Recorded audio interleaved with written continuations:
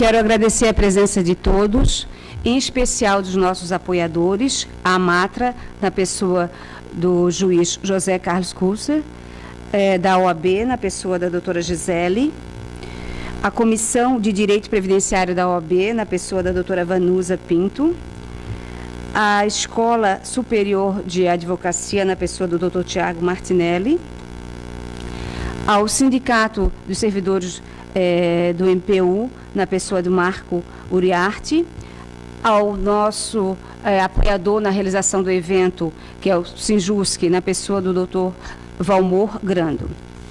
Então, gente, nós vamos ser muito breve, porque nós temos um período pequeno para a palestra, né? O Sintrajusc e o Sinjusc, sindicatos dos servidores do Judiciário Federal e Estadual de Santa Catarina, com apoio da AMATRA, da Comissão de Direito Previdenciário da OAB, Escola Superior de Advocacia, Sindicato dos Servidores do Ministério Público Federal e da Direção do Fórum da Justiça Federal, convidam para participar e palestrar sobre a reforma da Previdência o economista Eduardo Moreira, cujo currículo dispensa apresentação, mas convém lembrar que foi eleito pela revista Época Negócios como um dos 40 brasileiros de maior sucesso com menos de 40 anos e votado pela revista Investidor Institucional como um dos 3 melhores economistas do Brasil. A gente agradece à juíza Cláudia, diretora do Fórum da Justiça Federal, por ceder esse belíssimo auditório, e aproveitamos a oportunidade para divulgar e convidar os colegas para o segundo pedal humanitário em prol dos refugiados e imigrantes, evento realizado com apoio da Justiça Federal, que ocorrerá neste sábado, agora dia 29, tá? Com a saída aqui da frente da Justiça Federal às 9 horas, cuja inscrição é feita mediante a doação de 3 quilos de arroz, feijão ou farinha de trigo. Informamos que durante a palestra, que vai terminar às 19h45, estará disponível papel e caneta para as perguntas escritas, tá? As perguntas serão por escrito. Devem ser entregues à Luz Marina e à Giane. O debate vai terminar às 20h30. E os colegas que quiserem certificado, depois mandem um e-mail com o endereço que a gente vai providenciar o certificado. Então, passo a palavra para o palestrante Eduardo Moreira. Alô?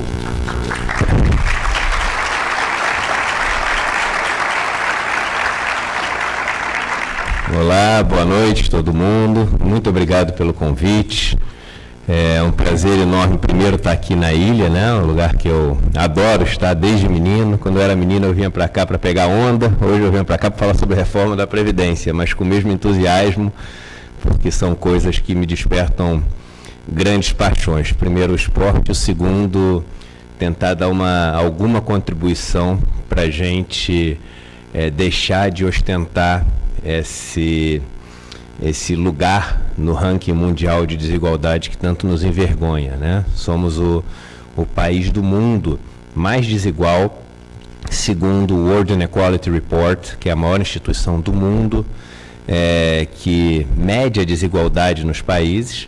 Até o início dos anos 2000, perdíamos para os países do Oriente Médio, países que têm os sheiks, né? Países onde poucas pessoas concentram toda a riqueza do país, e a partir dos anos 2000, esses países do Oriente Médio, com algumas políticas, conseguiram distribuir alguma riqueza, e o Brasil passou a ostentar esse vergonhoso título de país mais desigual do mundo. E num país tão desigual como esse, a gente em certos momentos fica anestesiado com essa realidade que a gente vive, como a história do sapo na panela, que você vai aquecendo a água devagarzinho e ele não percebe que a água está ficando quente e acha que tudo aquilo é normal, até o dia que aquela água quente acaba matando ele. Então, hoje em dia, eu costumo falar, a gente vive num país que perdeu completamente a sua noção de nação, né? Nação é o grupo e o Estado é a pessoa jurídica que representa esse grupo. E como falar em grupo, como falar em nação, num país onde as pessoas andam nas ruas com outras dormindo no chão, com filhos de 2, 3 anos de idade sem ter o que comer e simplesmente não se importam porque isso é normal. Como falar de nação como num país onde a cada minuto uma mulher sofre alguma ameaça ou com uma arma de fogo ou uma ameaça física, e a gente acha isso normal simplesmente porque isso é silencioso.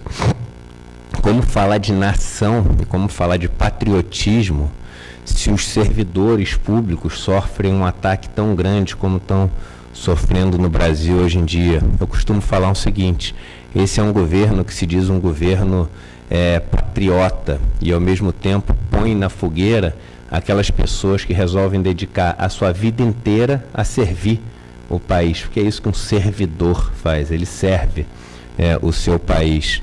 Então a gente realmente não percebe que a água está esquentando. E essa questão da reforma da Previdência, ela é emblemática nesse sentido, porque ela, número um, é uma questão que diz respeito a 100% dos brasileiros. Poucas questões que são discutidas, né, politicamente, são questões que dizem respeito a 100% dos brasileiros. Várias questões dizem mais respeito a um grupo do que a outro, mas não a questão da Previdência. Essa questão diz respeito a todo mundo. E ela mexe numa das poucas coisas que funciona relativamente bem no Brasil. O Brasil, quando você olha o ranking da OCDE em relação a taxas de pobreza, o Brasil tem uma característica interessante. Nós não fazemos parte da OCDE, né? Ou OECD, a sigla em inglês e em português. Mas quando você olha o Brasil comparado com todos esses países da OCDE, que são basicamente as economias desenvolvidas do mundo, o Brasil tem uma das maiores taxas de pobreza em relação a todos eles. Os três últimos, vocês sabem quais são, né? A África do Sul, quando comparado a esses outros países, o Brasil e os Estados Unidos, que é o país da OCDE que tem a maior taxa de pobreza de todos, né? As poucas pessoas sabem disso. Agora, a taxa de pobreza, quando você decompõe ela e você vê a taxa de pobreza entre os mais jovens, a média e entre os mais velhos, ela tem uma característica que é o seguinte: o Brasil tem uma das menores taxas de pobreza na velhice do mundo. E por que o Brasil consegue fazer isso? Por causa da previdência social que existe no regime geral de previdência social no Brasil. Mais de 80% das pessoas que têm mais de 65 anos no Brasil, elas recebem algum benefício da previdência social brasileira.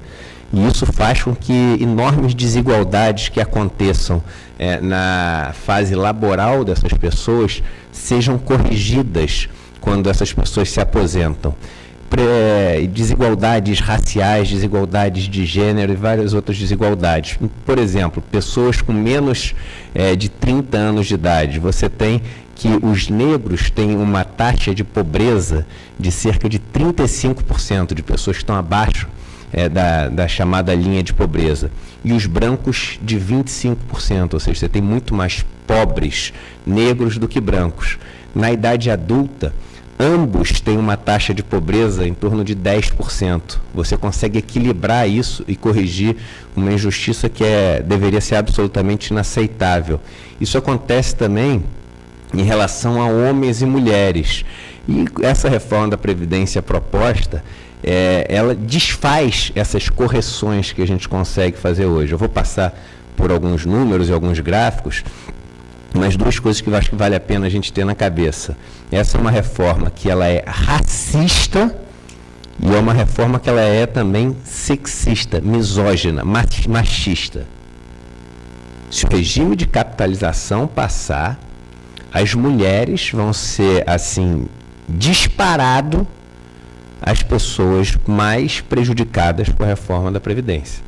O regime de capitalização é um regime puramente matemático, é uma conta que é feito numa estatística, numa poupança onde cada pessoa deposita um pedacinho daquilo que ganha todo mês e possivelmente o empregador não depositará, até porque se isso for uma opção, quando você chegar lá para pedir um emprego, o cara vai falar o seguinte: qual é a cor da tua carteira de trabalho? É verde, amarelo ou é azul? Porque se for a verde e amarela, você está empregado. Agora a azul, aquela que eu tenho que contribuir para a sua aposentadoria, tem um outro ali que está desempregado também, que tem a verde e amarela. E qual o grande problema? O problema é o seguinte, que a mulher ela tem uma carreira mais curta, que é do homem, ela recebe um salário menor, e o Brasil é um dos países do mundo que tem a maior diferença entre os salários pagos para os homens e para as mulheres, e ela tem uma expectativa de vida maior. Os 3 fatores que entram na conta quando você faz a capitalização, porque a capitalização você tem uma contribuição definida, ou seja, todos os meses você sabe com quanto você está contribuindo, mas o benefício ele não é definido. O benefício, quando você chega lá e se aposenta, entra numa conta para ver quantos anos você tem expectativa de viver, quanto você tem na poupança, e aí vê-se quanto você pode receber por mês. Então, as mulheres que já têm um salário muito mais baixo do que dos homens, elas tendem a ver essa diferença muitas vezes multiplicadas com o regime de capitalização. Isso é um preâmbulo, uma pequena introdução para falar como é importante a gente estar discutindo esse tema, que, diga-se de passagem, recebi ontem à noite, às 11 horas da noite, a ligação de uma deputada federal, de uma das mais influentes. Hoje recebi a ligação, agora há pouco, da pessoa que está coordenando toda essa campanha publicitária contra a reforma da Previdência, os dois me dizendo o seguinte, que o governo, nesses últimos 2 dias, ele resolveu passar essa reforma a qualquer custo e a toque de caixa. Então, a expectativa é que nos próximos 3 dias essa reforma seja aprovada na comissão especial, para já ir à votação no plenário. E, para isso, o governo está abrindo mão de todas as cartas e de todos os trunfos que ele tem. Então, o chamado centrão está sendo quase que coagido, com benesses indescritíveis, para poder apoiar esse projeto de governo. Agora, vamos entender um pouquinho, se eu pudesse... aqui. Vamos passar um pouco pelos números, porque eu acho que essa é uma boa discussão. Toda discussão deveria ser assim, né? Mas essa é uma boa discussão para a gente fazer em cima de argumentos, em cima de fatos, em cima de números. Porque, eles são muito claros. E toda a propaganda que existe do governo, toda a campanha midiática que está sendo feita, tanto por meio de propagandas como por supostas notícias, né? Porque existe muita coisa que está sendo passada como notícia nessa nova Previdência, que na verdade mais parece propaganda, e muitas coisas enganosas, mentirosas, peças, como a gente vai ver, oficiais de partidos que estão sendo postados, e que são peças enganosas, quase que fraudulentas. Então eu gosto de trazer os números, porque eu sou da seguinte teoria, gente: a gente tem que viver num país livre, onde todo mundo tem que ter o direito a ter sua opinião. Todo mundo. As pessoas podem ser a favor da reforma da Previdência, as pessoas podem ser contra a reforma da Previdência, mas as pessoas, elas têm que se basear nos fatos, elas têm que saber o que elas estão escolhendo. Elas não podem ser massas de manobra para o interesse de um grupo cada vez menor, como a gente tem no país. E o curioso é que quando a gente fala dessa reforma da Previdência, acho que aqui tem que ligar alguma coisa, aqui assim não. Deixa eu ver aqui. Vamos ver aqui, ó. Garoto, vamos lá. Então a primeira dúvida é a seguinte: como é que a gente está fazendo uma reforma da Previdência se você chegar para 100 pessoas na rua e perguntar o seguinte: vem cá, afinal, tem ou não tem déficit da Previdência? Eu tenho certeza que a maior parte das pessoas não vai saber te assegurar. Agora eu vou falar uma coisa mais impressionante. Se você chegar em Brasília e conversar com os deputados e senadores, algo que eu tenho feito ao longo dos últimos meses, os deputados e senadores não sabem te responder essa pergunta. Eu vou repetir: os deputados federais, os senadores da República, não sabem responder com segurança se existe ou não existe, e no caso dele existir, qual o déficit da Previdência. Eu dei um Google aqui, e se a gente der um Google, vocês podem dar depois, vocês vão ver uma coisa curiosa, que vocês vão ver inúmeras notícias falando de coisas absolutamente diferentes. Então, olha lá, Previdência tem déficit, está aqui tapado, mas de 195 bi. Rombo da Previdência aumenta para 290 bi. A farsa chamada déficit da Previdência, agora já apareceu ali de um lugar que eu consigo ler. Déficit do INSS é de quase 200 bi. CPI confirma, não tem déficit na Previdência Social. O rombo da Previdência é uma mentira. Como que a gente pode estar decidindo uma coisa se a gente não sabe sequer dizer se ela existe, ou qual o tamanho dela, ou o que ela é? Então, a primeira coisa que cabe explicar é o seguinte: o que é esse chamado déficit da Previdência? Como que o governo chega nessa conta de 290 bilhões? De onde vem esse número? E aí esse gráfico, o gráfico que eu vou mostrar antes, é um gráfico que, antes da gente mostrar como é que chegou nos 290 bilhões, vamos entender o que diz a nossa Carta Magna, vamos entender o que diz a Constituição Federal.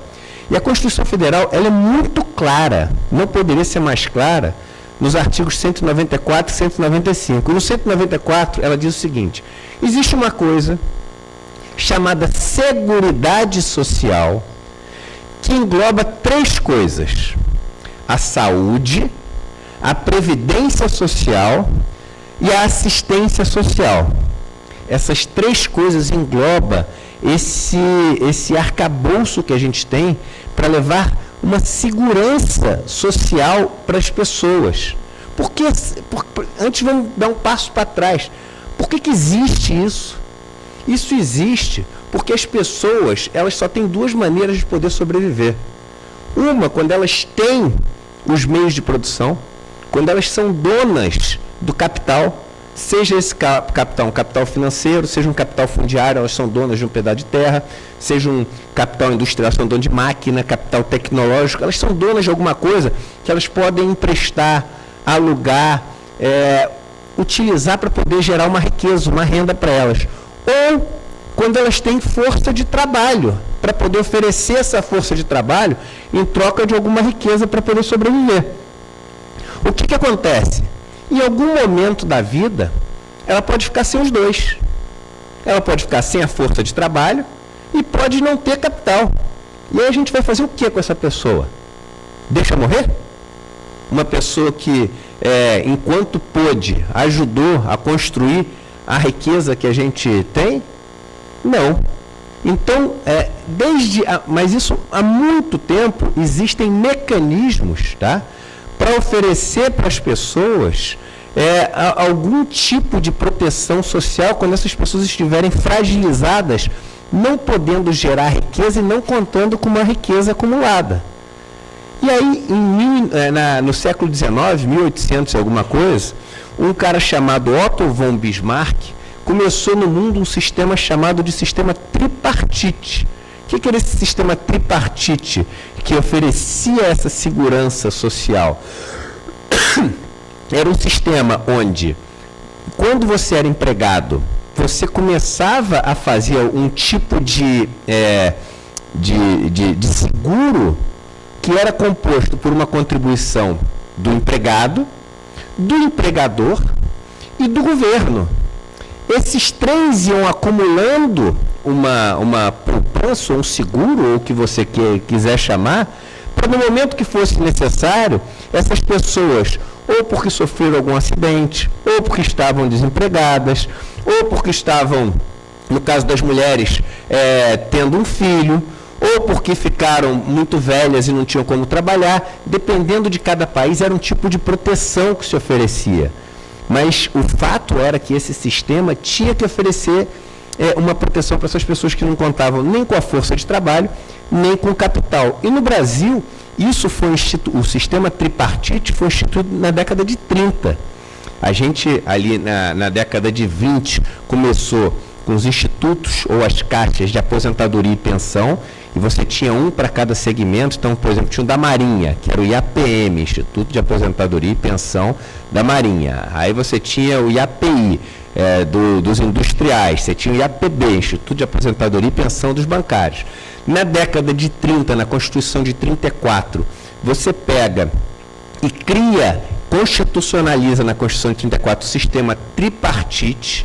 E aí, em 46, você começa com esse termo Previdência Social no Brasil, que em 1960, na Lei Orgânica de Assistência Social, vira o que antigamente era o INPS, Instituto Nacional de Previdência Social. Aí a Constituição de 88, esse pacto social que a gente faz depois de anos de ditadura, de décadas de ditadura, ele fala o seguinte: olha, vamos criar essa rede de proteção social. Essa rede é composta, está na Constituição, de saúde, previdência e assistência social, e ela prevê uma diversidade da base de financiamento, e ainda que deve ser uma discussão que deve sempre contar com a participação da comunidade, em especial de trabalhadores, empresários e aposentados.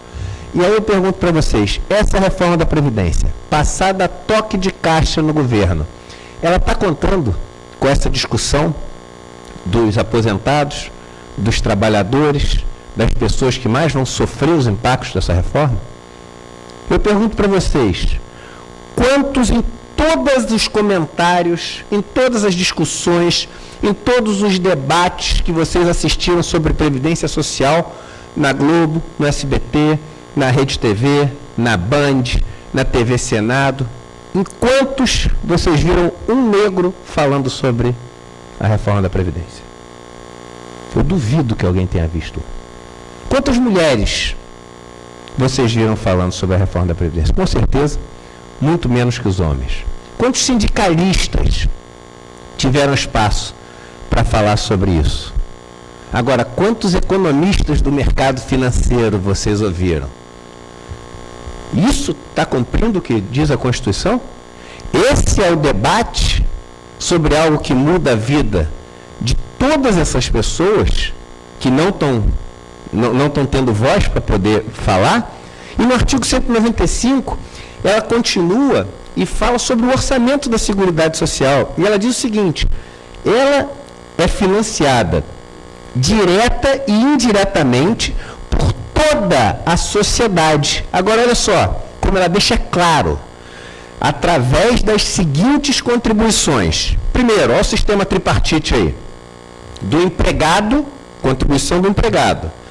Contribuição do empregador. E a contribuição através dos impostos, o financiamento do governo.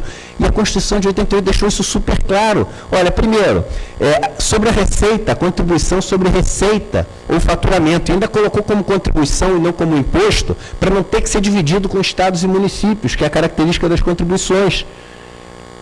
A primeira delas, sobre receita e faturamento, é o COFINS. COFINS quer dizer contribuição para financiamento da Seguridade Social. Não dava para deixar mais claro o negócio. A outra, que é sobre o lucro, contribuição social sobre o lucro líquido, CSLL.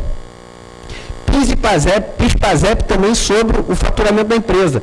E aí outras coisas que são receitas de prognósticos, etc. E aí quando você olha a visão constitucional, ou seja, somando tudo que está no artigo 194 e 195 e que financia a Seguridade Social do Brasil, e vê todos os benefícios que são pagos, e aí vamos deixar uma coisa clara aqui, tá, gente? Estamos falando, até agora, do que a Constituição define como Seguridade Social, que engloba, em termos de benefícios previdenciários, só a Previdência Social do INSS, ou seja, regime geral. Não estamos falando do regime próprio de Previdência, ou seja, não estamos falando dos servidores municipais, estaduais e federais. Tá? É o que a Constituição diz no artigo 194 e 95. Quando você olha ali no gráfico vermelho, que é o resultado constitucional, ou seja, quanto que a gente tem de receita e quanto que a gente tem de gasto, até 2015, você teve um superávit da Seguridade Social. Eu pergunto para vocês, se não tivesse superávit, como é que poderia existir uma coisa chamada DRU, que é desvinculação de receitas da União? Ou seja, você tirar receitas da Seguridade Social para pagar outras coisas. Como é que você ia tirar receita de uma coisa que é deficitária? É claro que era superavitária. Não existe dúvida que a Seguridade Social era superavitária. Agora, tem outra visão, que é uma visão que as pessoas às vezes tentam falar, que é a seguinte, e tiram isso da cabeça delas, porque é uma visão absolutamente lunática, quando você entende as regras, que é a seguinte, é deficitária, porque quando você olha o que as pessoas contribuem, ela e as empresas, e quanto elas recebem, dá um déficit. Ou seja, o que você pega e contribui na sua folha de salário, com que a empresa contribui na sua folha de salário, no seu caso não, porque talvez você seja servidora, mas um funcionário que não, de uma empresa qualquer, e o quanto ele recebe depois de aposentadoria, ele faz deficitário. Então tá bom, então é o seguinte, todos os países do mundo têm déficit, que não tem um sistema de capitalização. Todos. Por quê? Em todos os países do mundo que tem o sistema tripartite, você tem um dos tripés, é o que é pago pelas receitas do governo, pelos impostos que o governo cobra da sociedade. E aí olha como a sabedoria popular ela é brilhante. Esse ano eu estou passando temporadas morando em comunidades que são extremamente pobres, algumas das comunidades mais pobres do país. Eu vou para lá e passo 2 semanas, 3 semanas morando com eles, dormindo com eles, comendo com eles, ouvindo as histórias que eles têm para contar, para sair um pouco dos livros, dos artigos, dessas coisas, e conhecer a desigualdade de verdade do Brasil. Eu vi uma senhora num acampamento rural, com 60 e poucos anos de idade, me falando o seguinte, olha, vou te contar uma história. Esse governo agora, meu sonho de me aposentar, ela acho que tem 58 anos, você olha para ela, parece que tem uns 84, assim, porque o campo é muito cruel com as pessoas. Esse governo agora vem com essa história de que eu tenho que contribuir, que eu não contribuo. Ora, a vida inteira eu comprei caderno, comprei lápis, comprei roupa, não tinha imposto em tudo isso que eu comprei?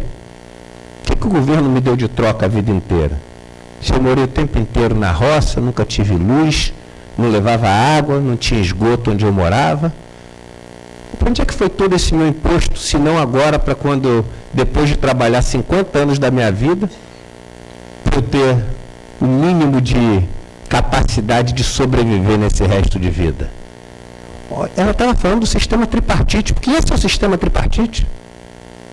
Em países como a Dinamarca, o governo é responsável por 75% dos gastos com os benefícios da Previdência. Você vai dizer então que o déficit na Dinamarca é estrondoso? Não. Então no Brasil, quando você olha só a contribuição e só as despesas beneficiárias, você sim vai encontrar um déficit. Mas aí até uma coisa curiosa, quase todo esse déficit vem das aposentadorias rurais. E por que vem das aposentadorias rurais? Porque o aposentado rural, ele tem uma contribuição, primeiro, que é muito pequena, porque ele não é um assalariado, ele é um pequeno agricultor. E segundo, a Constituição de 88 começa a oferecer esse benefício a partir de 88. Ou seja, você não tem um grupo de pessoas que começou contribuindo para lá na frente poder se aposentar. E por que fez isso? Porque a Constituição de 88 é o Pacto Social de 88 que tenta corrigir injustiças seculares no Brasil. Tenta pegar, por exemplo, o trabalhador rural brasileiro, que é um trabalhador até hoje, em várias regiões, semi-escravo, que trabalha desde os 6 anos de idade, que trabalha todos os dias da semana, que não tem direito a nada, e que, enfim, tinha uma expectativa de vida de pouco mais de 50 anos. Aí a Constituição Federal resolve dar um benefício típico da Seguridade Social, que é o seguinte, rede de proteção social para essas pessoas que dedicam a vida para oferecer comida no prato das pessoas da cidade e que são deixadas para morrer depois de uma vida semi-escrava. Vamos oferecer uma rede de proteção social que quando elas completam 60 anos de idade, as que completam, elas ganham um salário mínimo. Você sabe qual é o percentual dos trabalhadores rurais que ganha um salário mínimo de aposentadoria? 98,4% dos trabalhadores rurais. Você vai dizer que tem privilégio? Você vai dizer que isso é um déficit, que é um problema estrutural brasileiro? Quando quase 80% da comida que a gente come vem do pequeno trabalhador rural? Depois de séculos trabalhando em regime de semi-escravidão, mas é essa a conta que muita gente faz. E aí o governo faz aquela conta azul, que é o seguinte: ele pega o artigo 194 e 195, soma todo o regime próprio de previdência e soma todo o regime dos militares. Aí olha que loucura. O vermelho é onde quase não tem déficit. Ele soma os outros dois para mostrar um déficit grande. Aí faz uma reforma da Previdência, que não mexe nada dos militares, não tem o que mexer no regime próprio federal, teria no municipal e no estadual para igualar ao federal, mas ele decide agora não mexer, e faz toda a economia onde? No vermelho, onde não tem déficit, no regime geral da Previdência Social. Tem déficit nos 2 últimos anos. Por que tem déficit desde 2015? Por que será? Olha só, os 3 gráficos, eles vêm quase que planos, não vêm? Até 2015? Em 2015, os 3 embicam para baixo. O que será que começou a acontecer? Começou a pipocar um monte de velhinho no Brasil em 2015. Gremlin, sabe aquele filme Gremlin que tinha? Um velhinho começou a encostar no outro, começou a aparecer um monte de velhinho. Claro que não, gente. O que aconteceu foi o seguinte: a economia brasileira em 2015, 2016 caiu quase 8% e as pessoas continuaram ficando mais velhas. Então foi um problema de receitas. Olha de onde vem esse déficit. É aqui que esse é o resultado primário do Brasil. Receitas menos despesas. O que aconteceu foi que o Brasil, como um todo, passou a arrecadar muito menos. A economia, não é que ela parou, ela regrediu. A gente está em níveis de 2011 de crescimento econômico. E o que financia a Seguridade Social? Receita em cima de contribuição do empregado e empregador. Você tem muito menos pessoas empregadas e os salários muito mais baixos, em termos reais. Então essas duas abaixam. Contribuição sobre faturamento. O que aconteceu com o faturamento das empresas, com a economia brasileira caindo quase 8% em 2 anos? Caiu pra caramba. Receita, contribuição sobre o lucro. O que aconteceu com o lucro das empresas? Então, você pegou todas as suas fontes de financiamento e diminuiu. Só que acontece o seguinte: economias têm ciclos. Se você imaginasse que você tem um fundo, um cofre, onde você estava guardando todos aqueles superávites que você tinha nos anos anteriores, para no momento de déficit você poder estar usando aquilo, é isso mesmo, a economia funciona desse jeito. Você guarda um colchão, usa o colchão, guarda o colchão, usa o colchão. Agora, o nosso sistema é mais barato, né? Porque quando a gente junta, tira isso e bota para fazer um monte de coisa, inclusive pagar juros da dívida. Entrou em anos de recessão, o que faz? Corta tudo. Aí não existe o negócio. E vamos entender o déficit. Eu gosto de usar esse gráfico, que é o seguinte. Aqui, minha visão está cada vez pior. Mas se você pega desde 2005, que está começando lá em cima, não estou conseguindo. Pega 2005 como uma base 100, ou seja, vamos começar a contar o PIB brasileiro a partir de 2005. Vocês vão ver que em 2018 esse PIB estaria 33% acima de onde ele estava em 2005, tá? Agora vamos fazer o seguinte estudo. Se a gente pegasse e olhasse a taxa média de crescimento do Brasil de 2005 até 2013, quando a economia freou, ela foi de 3,82%. Vamos supor que a gente, depois disso, continuasse com um crescimento medíocre, de metade desse valor.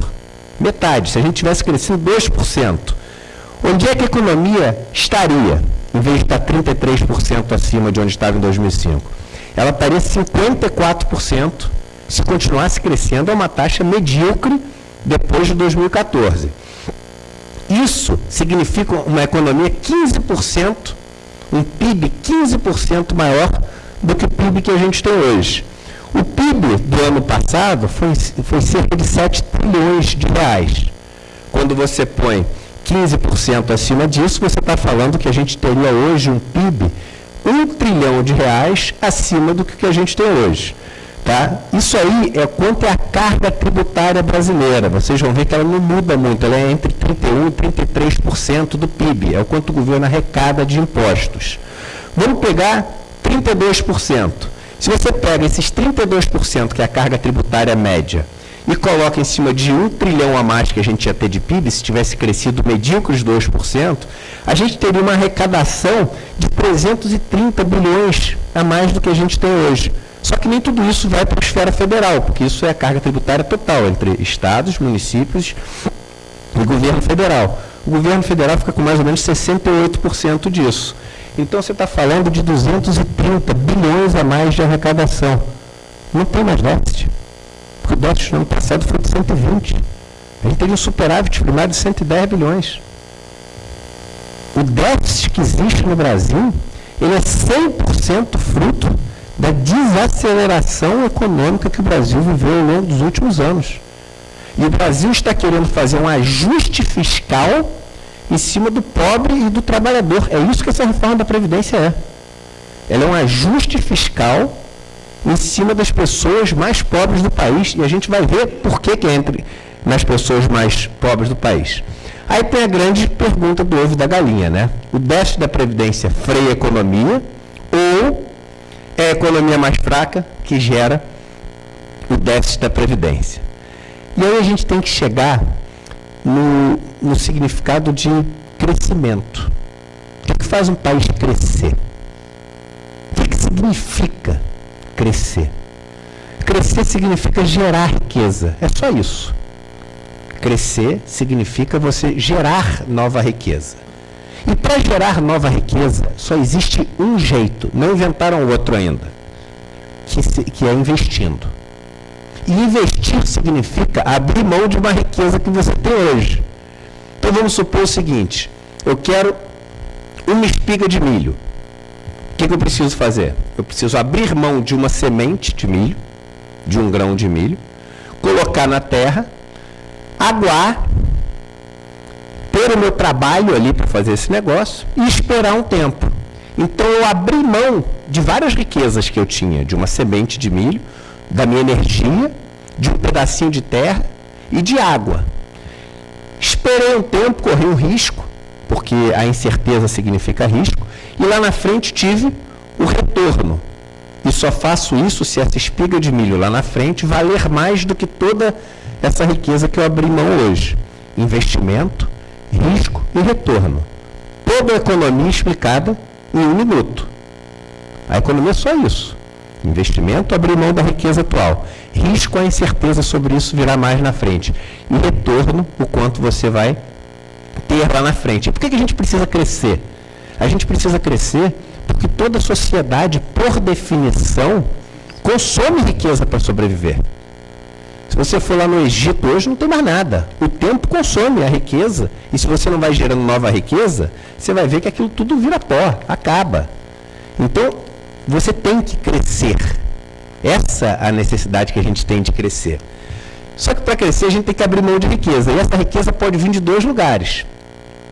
Ou ela vem da iniciativa privada, ou seja, aquilo que cada um tem de riqueza e que toma as suas decisões pessoais de investir em geração de nova riqueza. Você tem uma fazenda lá, você resolveu plantar. Você tem uma fábricazinha ali, você resolveu comprar mais uma máquina para produzir mais camisa. Decisões pessoais. Ou decisões em nome do grupo. Quando o poder público, o Estado, resolve investir. E, por definição, o Estado está sempre investindo, porque ele está colhendo o dinheiro de todo mundo e fazendo com que esse dinheiro se reverta em riqueza para fazer com que todo mundo possa ter o mínimo de condição suficiente para sobreviver. Por quê? Porque o Estado é bonzinho? Não! Porque isso é o que fez a gente sobreviver como espécie. Imagine que éramos uma tribo com 10 pessoas. Se cada um dependesse só daquilo que gerasse de riqueza, quando éramos nômades, imagine, ninguém ia sobreviver. Porque ninguém consegue ter sucesso na caça todo dia.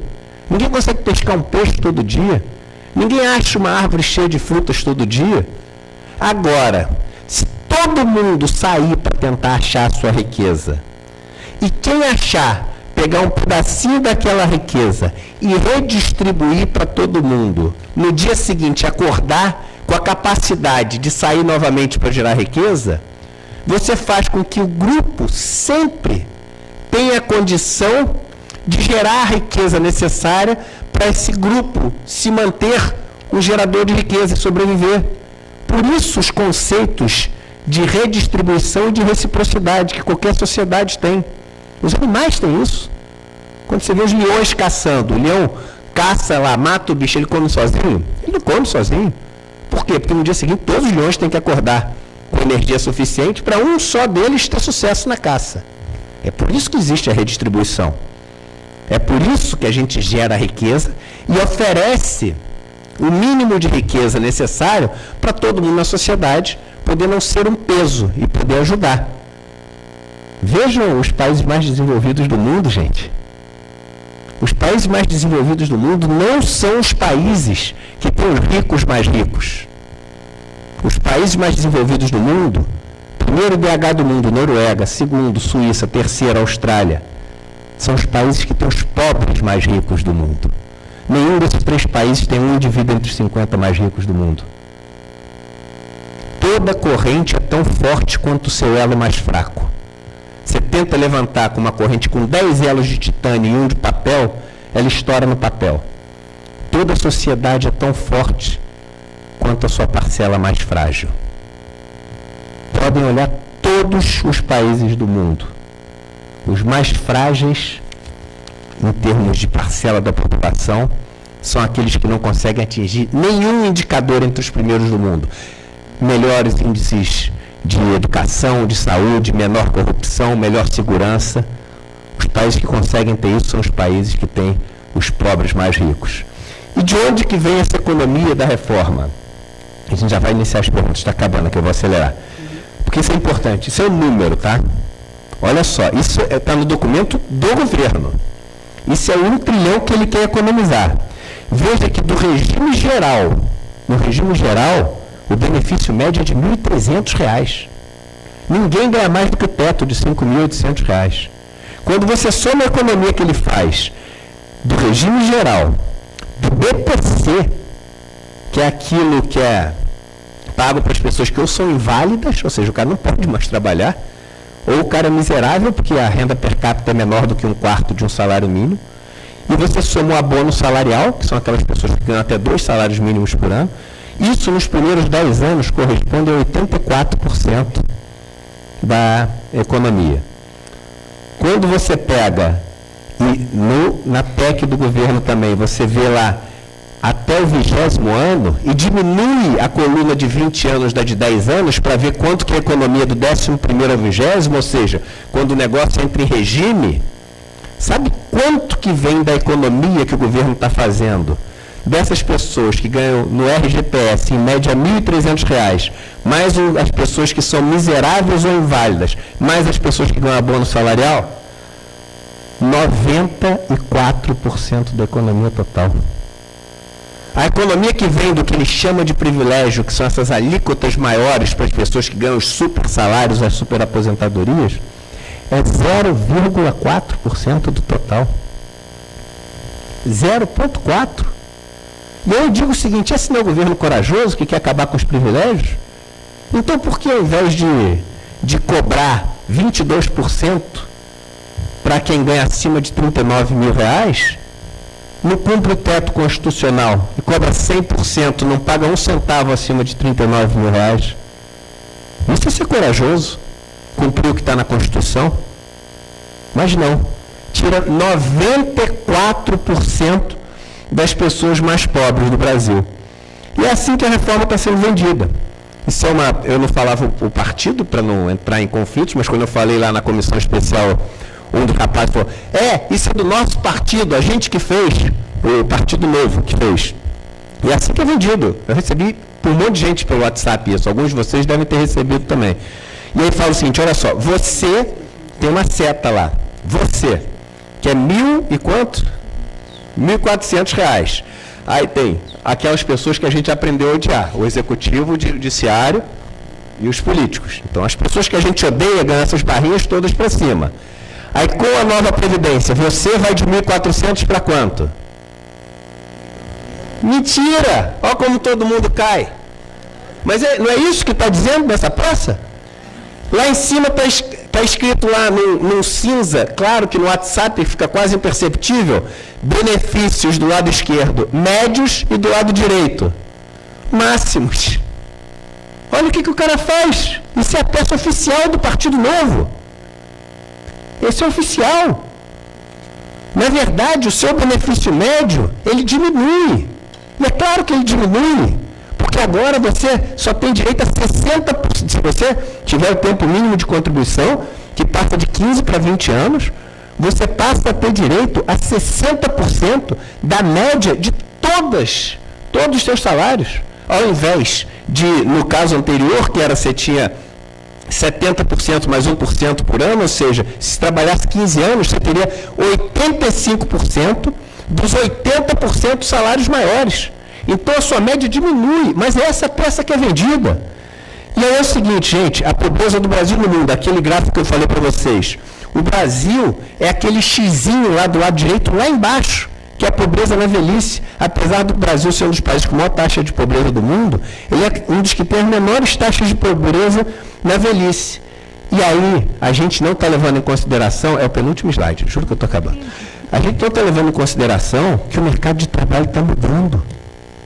A gente está entrando num mundo, principalmente depois dessa reforma trabalhista absurda que aconteceu no Brasil, no mundo onde o trabalho vai ser cada vez mais informal, no mundo onde vai ser cada vez mais bico, cada vez mais Uber.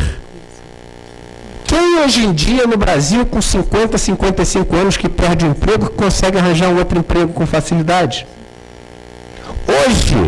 Hoje, esse dado, na verdade, nem de hoje, é de 2 anos atrás, quase metade dos brasileiros conseguia contribuir menos de 5 meses, em média, por ano. Por quê? Ficava entrando e saindo de emprego. Agora, com essa reforma, que exige 20 anos mínimos de contribuição para a pessoa se aposentar, façam 20 anos, contribuindo 5 meses em média por ano. A pessoa precisa trabalhar para ganhar 60% da média dos salários, 48 anos.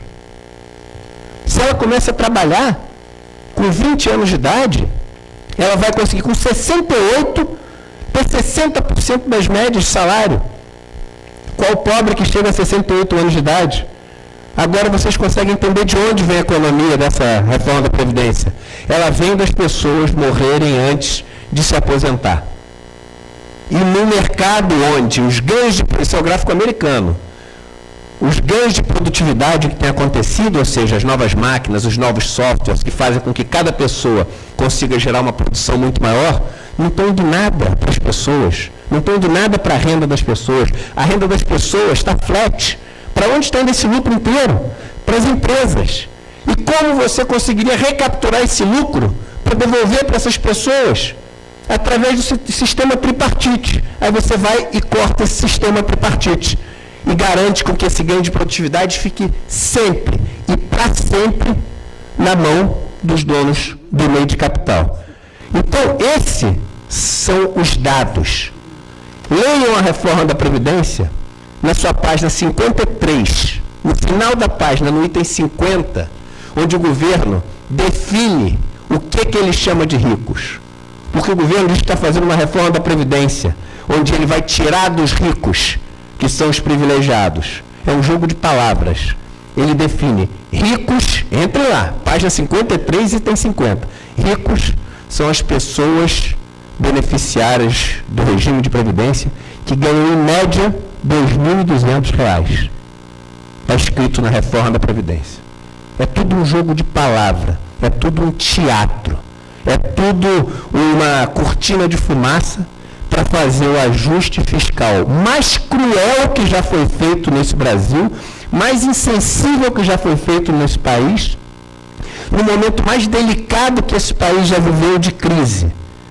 O Social Security nos Estados Unidos foi instituído em 1935, porque o país vinha de uma crise da Grande Depressão e precisava de uma rede de proteção social e estimular o consumo.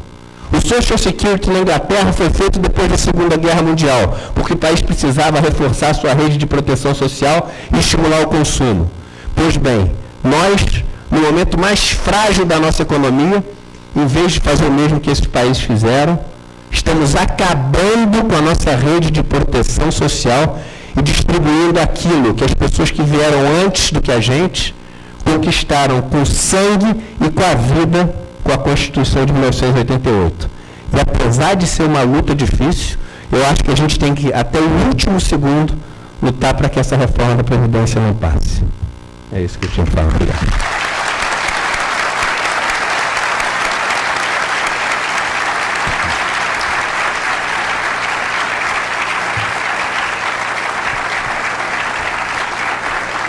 Obrigado. Nós vamos começar com as perguntas.